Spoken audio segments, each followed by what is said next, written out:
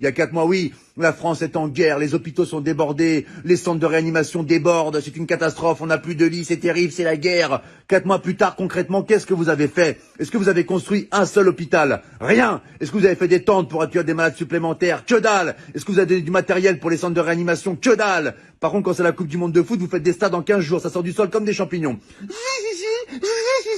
Les stades, ils les font en 3 semaines. En Chine, ils ont fait un hôpital en 10 jours. Nous, ça fait 4 mois, on n'a même pas des couvertures en plus. Un oreiller non plus? Bon, bah écoute, c'est super, hein, vive la France.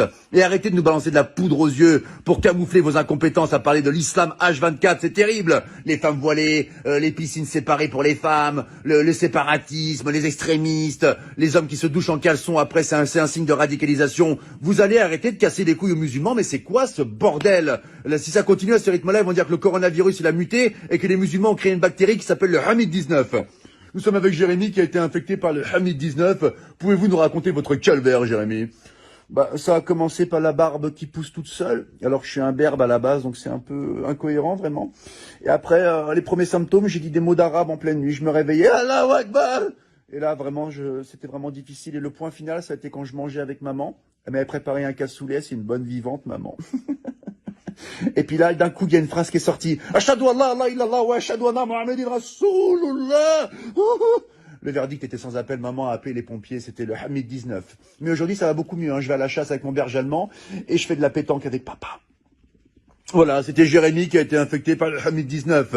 Laissez les musulmans tranquilles, c'est insupportable. On a l'impression qu'il y a que eux qui existent dans le monde, vous les massacrez H24. Là, je m'adresse au peuple de France. Il faut qu'on défende nos frères musulmans, ce sont des Français à part entière comme nous. C'est comme si on laissait un gamin à l'école se faire tabasser par 10 personnes et qu'on réagissait pas. Il faut qu'on les défende, d'accord? Les médias se servent d'une minorité pour salir une majorité. Ils leur cassent les couilles. La plupart des musulmans, ils sont en France, ils sont sans problème, on les entend jamais. Ils veulent une vie tranquille comme vous, comme moi, comme nous tous.